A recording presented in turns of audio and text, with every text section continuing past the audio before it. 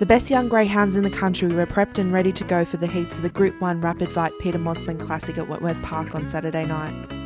The night kicked off a 3-week series where the eventual winner will take home $75,000. The racing started off in style in Heat 1, where Group 1 winning Victorian dog Kibo went in as race favourite, but was upstaged by the Dean Swain train Push It in 29.81. Set, ready, racing. Kibo began okay, quickly away in the centre was Unleashed to Fear, and Push It is coming across from the outside. Kibo's in a terrible place, it's trying to forage its way through. Next in the race was Carnley Vale Corborn Cobra. Homeward bound, Push It clear. Kibo is running a rattling race, but Push It won it at the jump, and Push It scored by 2.5. Dean, congratulations, a great run. You must be delighted with that one. I'm over the moon. She's just going so great. Put 4 on the trot, and it was an outstanding field, like Kibo and my kind of music, and she just come out running. She's got great sections, and she's just really making me proud. I love her, really do.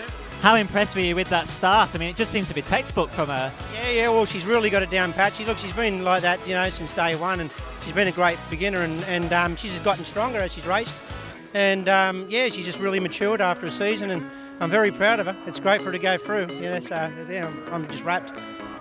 Heat 2 saw the Jason Mackay train Zipping Delta win a tight race by only a length in a time of 29.49. And racing, Zipping Delta began beautifully. Chipper Destacado was checked, showing speed. Asia's Babe and Magic Marlow on the outside. Zipping Delta went to the lead. All strung out's getting through behind them. On the corner, Zipping Delta's needing to pull plenty out. All strung out, can't pick it up, and Zipping Delta wins. Zipping Delta by a length. Jason, congratulations. What are your thoughts on that run? No, that's probably about right. Just had to get the start right, which is all important in those races, and done a good job to hang on. Yeah, went nice. Was your heart in your mouth? It was a bit close coming down that straight. Never heart in the mouth. Wouldn't matter what type of race it was. If it wins, that's great, and if they get beat, that's okay as well. So it's good to qualify, and a win's a bonus, And the time, again, a fantastic time. You're doing some great work with this dog at the moment. Just what are you doing right? No, I don't know about that. The dog, I just try and guide him around, but the dog's doing most of the talking, and she can run it a little bit, this little bit, so she could stand up in the next few months and be a bit handy, So how confident are you now for a crack at the final? No, we'll stay out of that. We'll just try and get through, see what we draw next week, and dissect them a bit, who wants the rails and who wants wide, and see what happens from there. There was a huge upset in Heat 3 when outsider My Awesome Opal beat out race favourite Tiggalong Amigo in 30.06. Tiggalong Amigo's going for an inside split, got checked, whipping around the My Awesome Opal out wide. Coming to the corner, the leader is My Awesome Opal. It's a long shot. In second place is Hilda's Boy, but My Awesome Opal's going to win.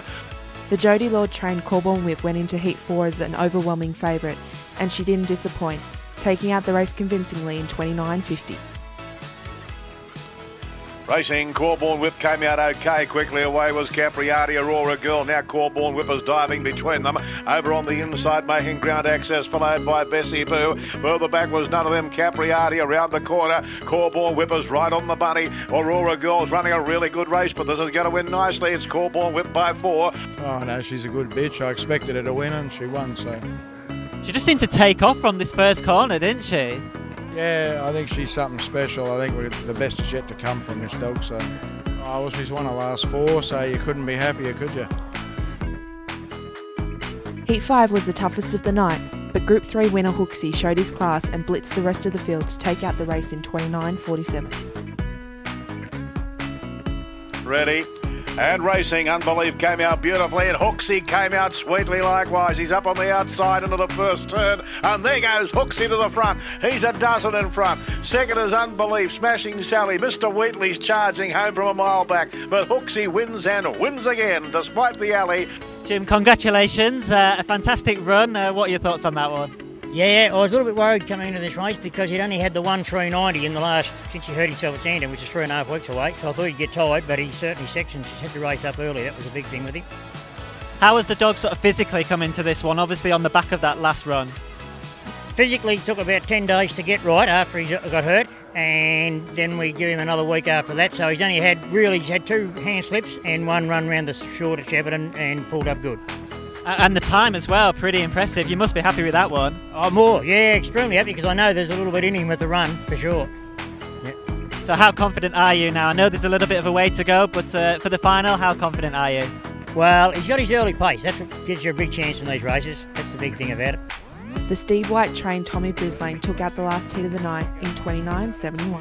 Dildy Vane and Clisson Post was next as Tommy Brislane went to the lead. They were followed on the inside and coming to the corner. Tommy Brislane, I think, has got the measure of Stilton Blue. It's doing too well. And Tommy Brislane scores by 3. Second.